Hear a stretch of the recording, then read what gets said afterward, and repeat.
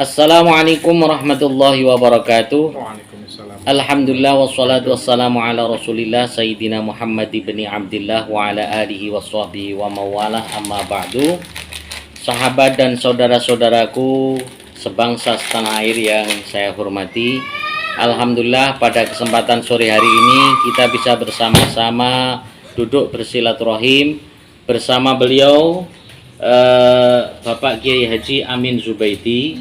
Beliau adalah Ketua Basnas Kabupaten Tebo dan juga Sekretaris Majelis Ulama Indonesia Kabupaten Tebo.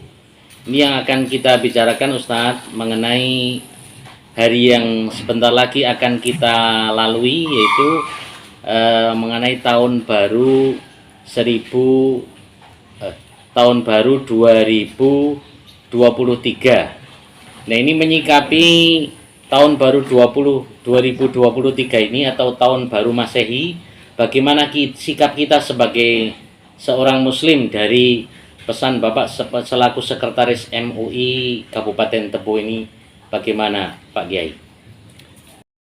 Terima kasih Ustadz. Semoga Ustadz sehat selalu. Amin. Dan memang sudah menjadi kebiasaan fenomena pergantian tahun miladiah ini begitu semarak, gitu ya, persiapannya luar biasa, dan pada malam harinya begitu banyak orang ikut merayakannya. Iya. Nah, dari kita sebagai muslim, yang pertama hendaknya kita tahu bahwa tahun miladiah pergantian tahun ini tidak ada hubungannya dengan Islam, tidak ada keutamaannya sama sekali gitu. Jadi bagi kita seyogyanya dan sangat perlu untuk tidak merayakannya. Karena ketika kita merayakannya berarti kita termasuk tasabuh gitu ya. Sementara tasabuh itu kita tidak diperbolehkan. Begitu Ustaz. Artinya kita biasa-biasa saja ya Ustaz. Iya. Tidak perlu bereforia untuk merayakan tahun baru 2023 ini. Sementara yang kita lihat sekarang ini faktanya di lapangan, bagaimana kita sebagai muslim itu justru itulah yang ramai membeli trompet, malam itu euforia yang kadang-kadang sampai timbul berbagai masalah yang terjadi. Nah, ini apakah himbauan ataupun fatwa yang perlu disampaikan dari Majelis Ulama Indonesia ini? Kalau himbauannya, kalau masalah fatwa itu tentang Natal dan sebagainya itu kan sudah sejak tahun 1981 itu sudah haram kita merayakannya, itu fatwa MUI ya. Mengucapkan selamat Natal termasuk itu. Ya, termasuk mengucapkan selamat itu sudah lama sekali Ustaz. 1981 sudah difatwakan. Nah, sementara ini hari ini seyogyanya kita sampaikan ke anak-anak kita, ke keluarga kita, tidak meniup trompet pada waktu itu, apalagi dengan niat untuk ikut merayakannya. Jadi dikira trompet malaikat Israfil untuk meniup sangkakala kiamat. Dan iya betul. Dan ini Ustaz, saya secara kesehatan saja, trompet itu sudah tidak sehat. Dari pembuatnya itu pasti mencoba dulu itu.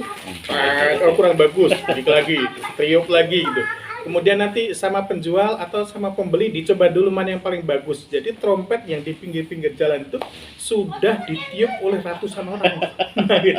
Ini sangat tidak sehat itu ya, sangat tidak sehat itu dari segi itu. Apalagi yang niup itu nanti yang mencoba kena COVID, ya kan? Betul.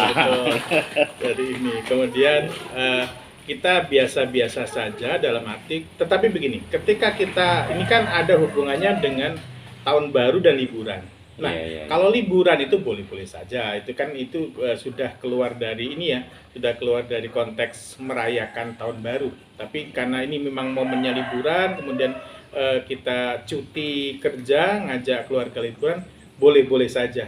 Hanya nanti cari tempat-tempat hiburan yang sesuai dengan kebaikan-kebaikan lah, yang mendatangkan kebaikan seperti tadabbur alam dan sebagainya.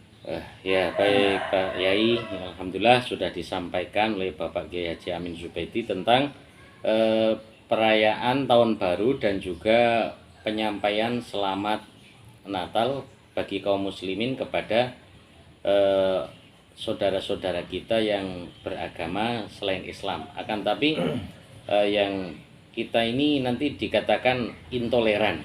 Bagaimana yang namanya toleransi beragama itu? Kita mengucapkan selamat Natal aja kok tidak boleh, ini bagaimana? Nah, ini yang tepatnya kita sebagai mungkin ukhuwah watoniyah atau ukhuwah basyariahnya bagaimana itu Pak Yai? Iya, jadi kita harus pahami bahwa yang namanya toleransi itu tidak berarti kita menggabungkan ibadah kita dengan ibadah mereka. Tapi toleransi itu bagaimana kita saling memahami antara ibadah mereka dengan ibadah kita gitu. Kalau bahasa masyhurnya itu lakum dinukum waliyadin. Mereka mau bereforia merayakan ibadah silakan. Dan kita salah jika kita menghalang-halangi mereka. Nah, ini namanya toleransi. Begitu juga ketika kita kemudian mengadakan sholat Jumat, perayaan Maulid gitu ya. Itu kita tidak boleh memaksa mereka untuk hadir ke tempat kita gitu. Dan andai kata apa yang kita lakukan di sholat Idul Fitri dan sebagainya mereka nyalahkan kita, ya sah-sah saja gitu. Kita tidak perlu marah karena wilayahnya sudah beda-beda. Jadi toleransi ketika kita ingin memupuk ukhuwah watoniyah, bisa saja kita ngadakan seminar kebangsaan, dialog kebangsaan, seminar kewirausahaan, banyak sekali yang bisa kita pupuk bersama, bekerjasama dengan non-muslim, tetapi tidak mencampur aduk masalah ibadah ataupun akidah ya. Artinya itu para sahabat semuanya, jadi toleransi itu adalah mereka mau melaksanakan apapun kegiatan ibadah, kita selaku muslim tidak boleh sama sekali untuk mengganggu kegiatan mereka. Tapi bukan berarti kemudian kita mencampur adukkan masalah ibadah ataupun akidah dengan agama selain Islam. Maka kita semangat kerukunan, semangat bersama, akan tapi selain daripada akidah maupun ibadah. Batasnya seperti itu. Lakum dinukum waliyadin.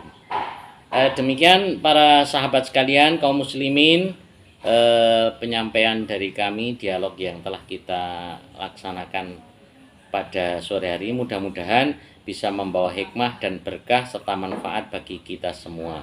Amin ya robbal alamin. Terima kasih Pak Yai telah menyempatkan waktu untuk kita berbincang-bincang pada sore hari ini, mudah-mudahan ada manfaatnya. Akhirul kalam, assalamualaikum warahmatullahi wabarakatuh. Waalaikumsalam warahmatullahi wabarakatuh. Wong luru.